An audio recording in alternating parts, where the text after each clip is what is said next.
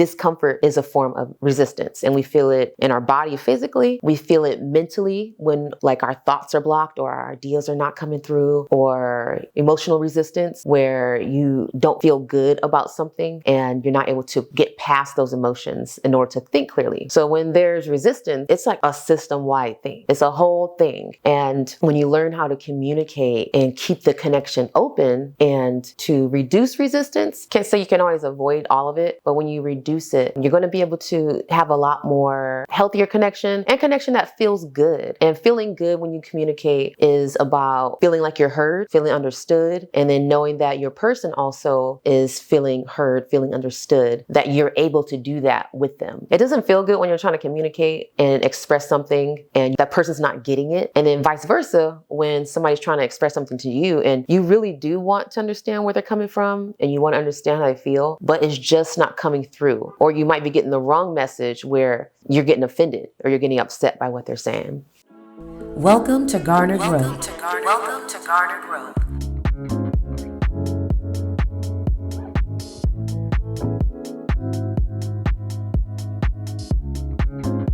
What's up, fam? Welcome to another episode of Garner Growth. Today I'm going to do a follow-up conversation on my last episode about dirty talk. So the conversation was really about learning to be vulnerable when expressing your desires, and also learning how to communicate things in a way that encourages connection instead of breaking the connection or hindering it. And a lot of times, most of the time when we communicate, we have a goal in mind to express how we feel, maybe to get something that we want, right? And the way that we go about that is like not conducive to what we want. For instance, like we talked about complaining versus just being able to express what you want. And then when you express it in a way that encourages connection, you're more likely to get what you want. Instead of sometimes if you just complain, you're going to start an argument. And that was not the intention, right? And one of the subjects or one of the points that I made in that video that we wanted to dive in deeper today is the difference with communicating in a way that does not trigger resistance. And resistance is like our main hindrance with anything in life that makes us feel uncomfortable, right? Discomfort is a form of resistance, and we feel it in our body physically. We feel it mentally when like our thoughts are blocked or our ideas are not coming through, or emotional resistance where you don't feel good about something and you're not able to get past those emotions in order to think clearly, right? So when there's resistance, it's like a system-wide thing. It's a whole thing. And when you learn how to communicate and keep the connection open and to reduce resistance, can't say you can always avoid all of it, but when you reduce it, you're going to be able to have a lot more healthier connection and connection that feels good.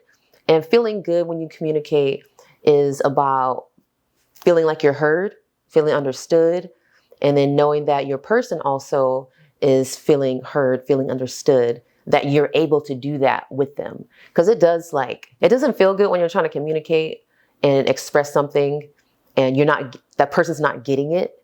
And then vice versa, when somebody's trying to express something to you and you really do want to understand where they're coming from and you want to understand how they feel, but it's just not coming through. Or you might be getting the wrong message where you're getting offended or you're getting upset by what they're saying. And most of if you talk to any therapist, the biggest problem in relationships is communication. And if we can really work on that, then you can have a lot more success in your relationships. And what does a successful relationship look like to you? Like that's something that you can ask yourself.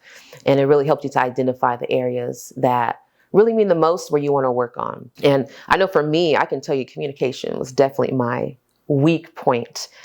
I know that now it's not my weakest, it's one of my stronger points, but I had to work at it. Oh my God, I had to work at it. And when I tell you work at it, I mean, even just expressing what I want, asking for something. That was a big one. So I don't know if y'all experience this, but when you ask for something, you get like nervous, you get tight, tense. You start to overthink in your head, how am I going to ask for this? Am I going to get a no? Am I going to get it? Am I going to get resistance? And those thoughts start to accumulate and create this negative vibration. And it increases your resistance within yourself, even before you get the words out. And so when you finally do get the words out, like the word, it comes out with that same energy, that same frequency of negativity and resistance. And so that makes it, you've already kind of hindered the open communication there, right? Because you are not openly communicating with yourself. So when I was a kid, just asking for like $1, just $1 for some candy, I would get so scared to ask.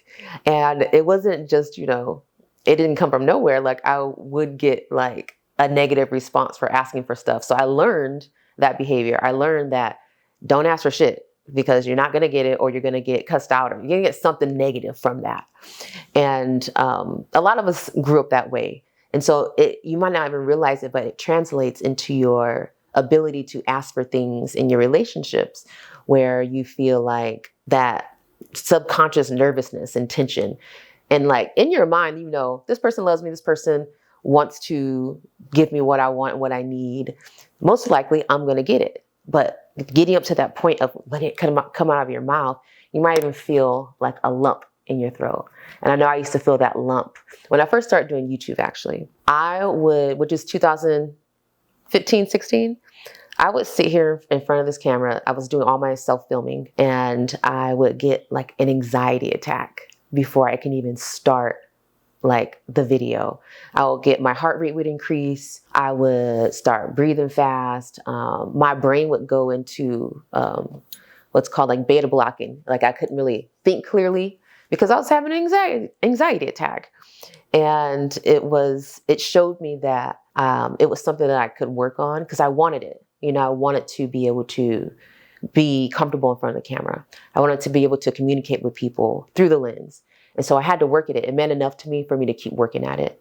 And so now, as you can see, like I can do this without having an anxiety attack. And it didn't take 10 takes, 10,000 takes. Oh my God, I used to do so many takes. So grateful for that growth, and also just sharing that with you so that you can overcome those things. You can overcome your communication blocks. You can grow into being comfortable with being vulnerable.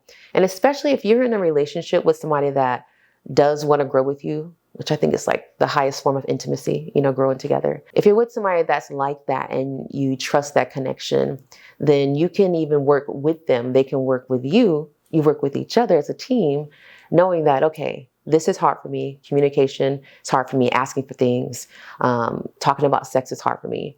So if they know that already, they can work with you to create a safer space for you to feel comfortable. And there's a few ways that you can do that.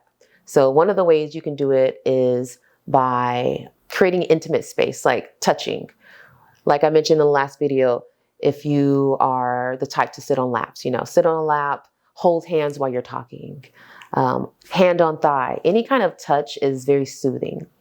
And what you're doing is you're regulating your nervous system.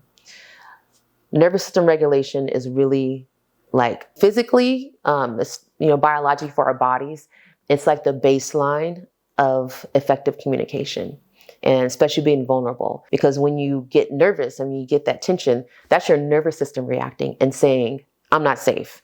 I need to go into fight or flight. Like this is, I need to run. Those are the signals that you're getting. And that's why you're feeling tense. That's why you're feeling nervous. And so you need to be able to interrupt that feedback loop and remind your nervous system, and send it those signals of relaxation, of safety. And that is affected by who you're talking to. So them knowing, okay, let me make good eye contact. Let me be relaxed, so that as this person is talking, they know that I'm receiving what they're saying, and I'm able to hold space for any uncomfortable words or anything they want to express. There's no threat here.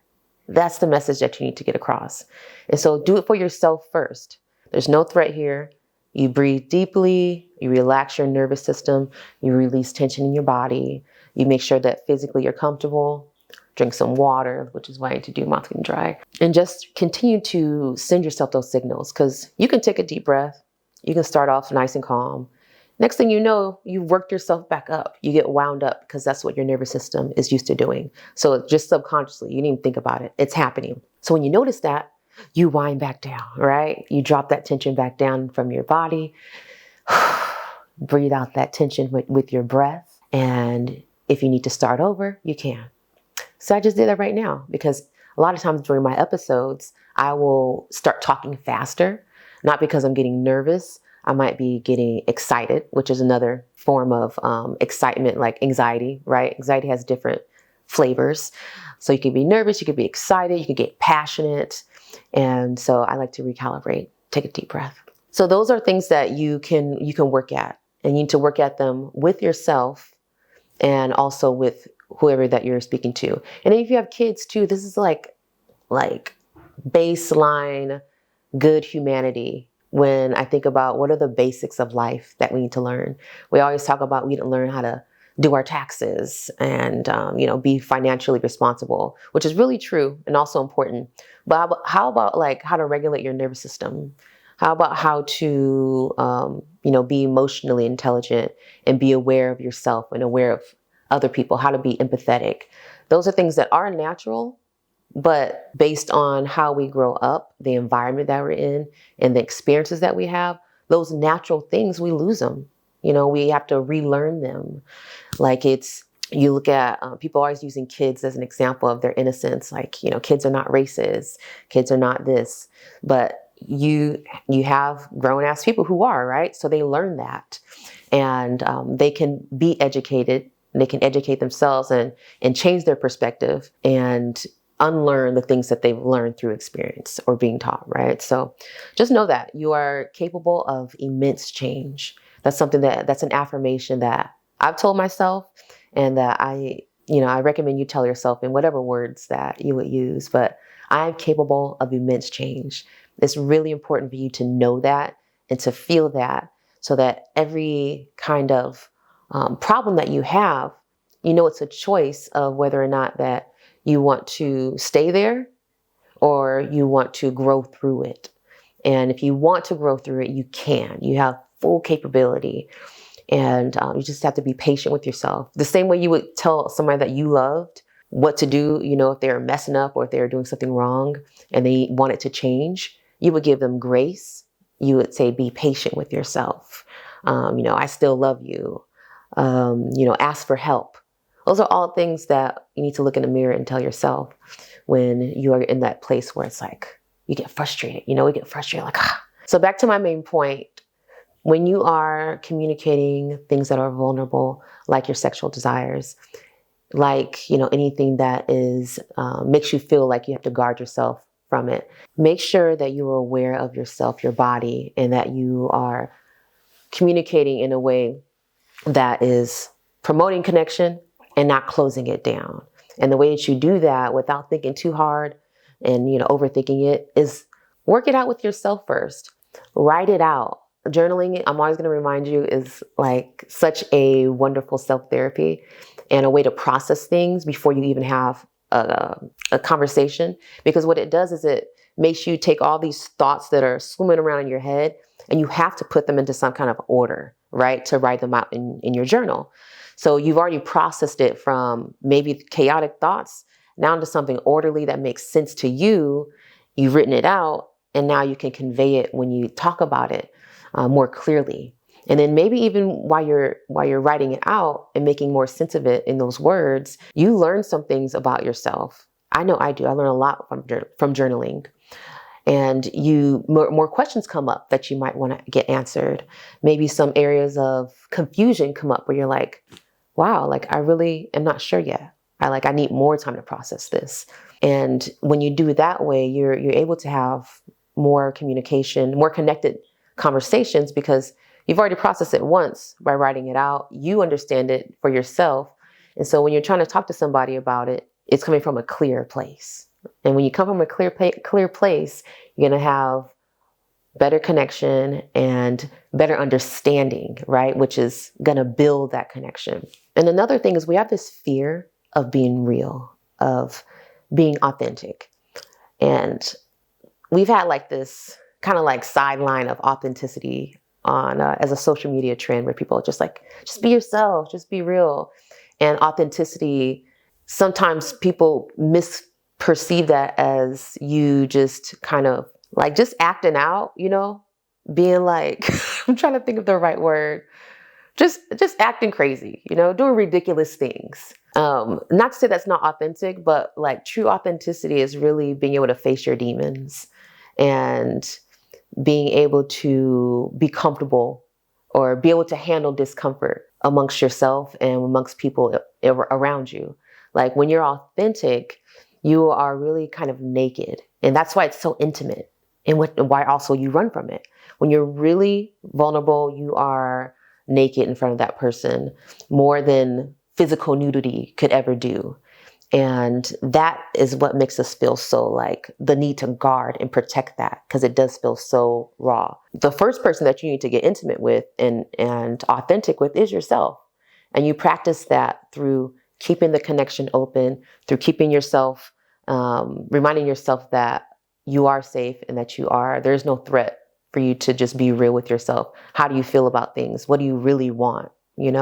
And sometimes what you really want is hidden behind this wall of what I should want, or hidden behind this wall of what they want. And since I love them, I want to keep them. I got to do what they want. So you have to spend enough time with yourself and really feel deeper and ask yourself those questions like, is that really what I want? Is that really what I feel? And not be afraid for the worst answer, the answer you don't want to hear, to come up. And that's when you're really authentic, is when you feel the really good and you feel the really bad. If you're feeling, if you're avoiding discomfort, if you're avoiding uncomfortable situations and conversations, you're not being authentic. Like life has all of that.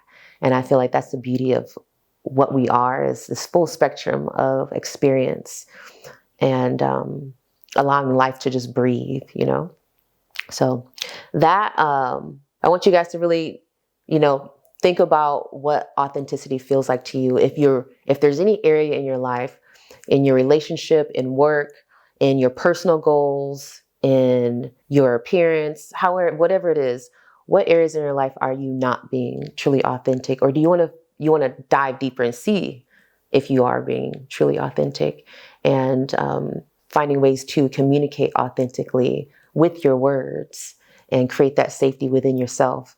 And then the last point is awareness. I'm going to make another video about this, but being aware of your body, your energy, including how you speak, including how other people are presenting to you and how they feel it in your space.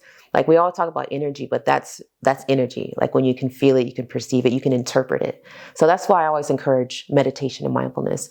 It's like working out your awareness muscle. And if you don't work out that awareness muscle, it does become weaker. It does atrophy, it does go away. So you want to intentionally work out your awareness so that it's becomes natural for you to be yourself. It becomes natural for you to feel others' energy and interpret it easily, even without words. So I have a playlist on my channel. It's the meditation playlist, and there's always more meditations added to that playlist. So go check that out on my channel. Pick something that works for you. If you want to go straight from the beginning where I talk about how to start meditating, do that as well. I'm going to update it though, because that's old, and I've learned so much about meditation and I've practiced a lot longer now. So I want to update that with some new ideas, and also just reminding people, one of the things that I got wrong in the past was, I think, trying to quiet your mind when you're meditating. And especially the way that we work now, it can be frustrating for you to say, like, quiet your mind. It's not going to happen. It's going to make it worse, maybe. And so I want to speak more about how to do mental exercises that just pretty much put your mind, in a more still state versus you trying to quiet your mind, because that's just not how we work. But looking forward to adding more to that. All right. Let me know in the comments what you guys thought about this episode. Anything that you want to dive deeper on, like, I'm happy to do that. And make sure you follow me on Instagram. It is Green Body. The E's are threes. So GR33 in body. All right. Don't forget to like and subscribe and help me keep this channel growing. I'm really trying to grow it and increase my audience so that I can get more of this stuff out to you guys and be more helpful. So thanks for tuning in. I'll see you next time. Lead with love. Like, subscribe, share the growth. If you are not ready for the day, it cannot always be